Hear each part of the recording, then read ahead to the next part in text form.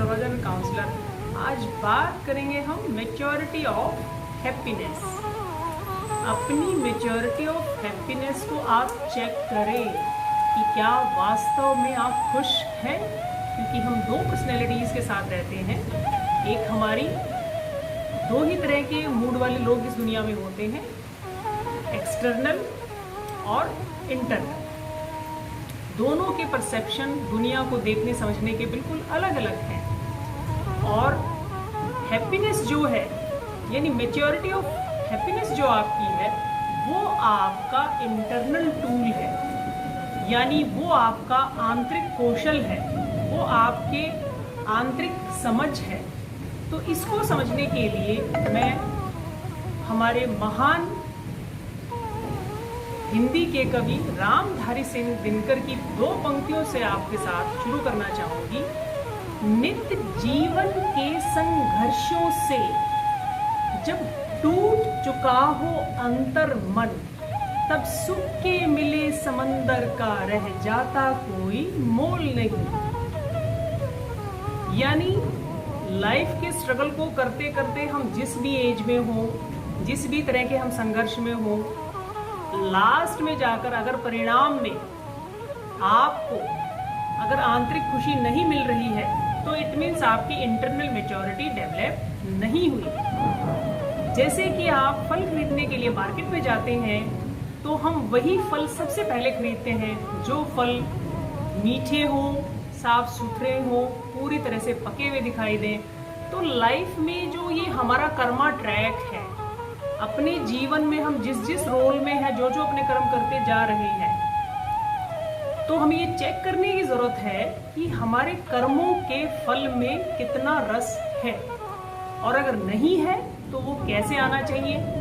तो मैं 3-4 बातें आपसे शेयर करूंगी। जब भी आप कुछ भी करें लाइफ में, तो हमारे आपके अपने अनुभव के कुछ आपके प्रिंसिपल्स, आपकी वैल्यूज आपके साथ होनी चाहिए। लाइक आप दूसरों से कुछ भी एक्सपेक्ट ना करें। यानी जब भी दूसरों से आपको कोई संबंध रखना है, तो आपको बिना किसी उपेक्षा के रखना है।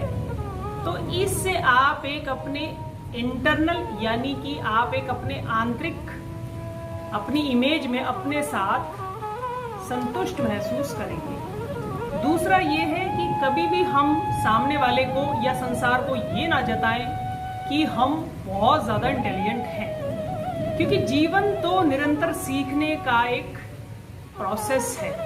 यानी अपनी डेवलपमेंट ऑफ मैच्योरिटी से एंड ऑफ लाइफ तक हम कुछ ना कुछ अपने एनवायरनमेंट से, अपने घर से, अपने रिलेशन से, अपने ऑफिस में कुछ ना कुछ हम सीखते ही रहते हैं।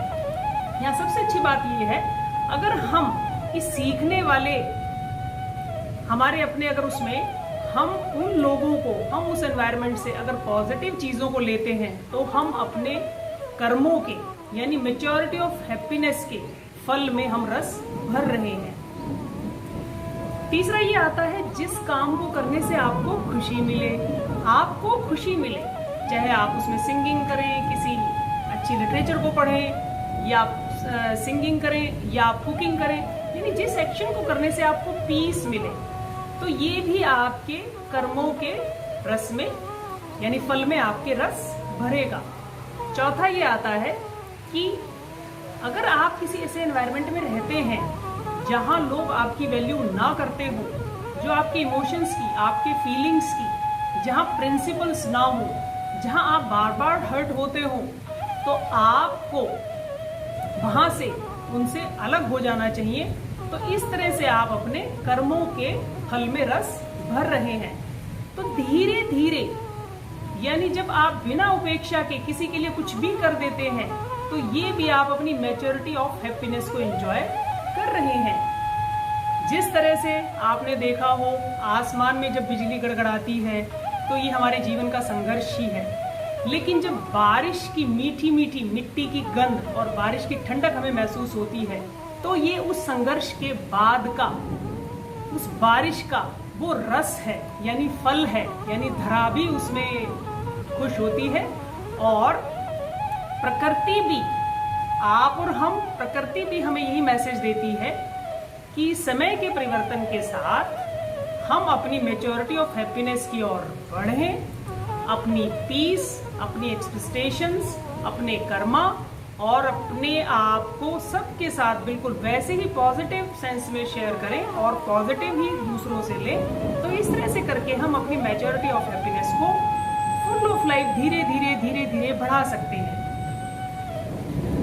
और मेच्योरिटी ऑफ हैप्पीनेस के लिए सबसे पहले आपको हमेशा याद रखना जरूरी है, मैं हमेशा कहती हूँ कि चेतन मन, चेतना की आंखें, चेतना के कान तो बहुत कुछ देख रहे हैं, सुन रहे हैं, लेकिन उसको महसूस करता है आपका सबकॉन्शियस माइंड, यानी आपका वो मन महसूस करता है जो इस शरीर को चला रहा है, सोते समय भी जो इस शरीर के फंक्शन कर रहा है, खाना खाने के बाद भी हम नहीं जानते कौन फंक्शन कर रहा है। तो सबकॉन्शियस में आपको अपना प्लान करके अपने एक्सपीरियंस के साथ अपनी मेच्योरिटी ऑफ हैप्पीनेस को बढ़ाना है, खुद भी खुश रहना है, औरों को भी खुश रखना है। फिर आगे किसी एक नए टॉपिक के साथ बात करेंगे। और एक मैसेज में देना चाहूंगी, ऑनलाइन कंसल्टेंसी आप मेरे से ले सकते हैं, फ्री कंसल्टेंसी ऑन सैटरडे 10 से 1 बजे तक ओनली एक क्वेश्चन के लिए दी जाएगी। और आप ऑनलाइन कंसल्टेंसी के लिए अपॉइंटमेंट से भी मेरे से अपना टाइम ले सकते हैं। और फिर आगे किसी नई एक इन्फॉर्मेशन के साथ फिर से मिलेंगे। तब तक के लिए स्वस्थ रहें, सुरक्षित रहें और हमसे जुड़े रहें।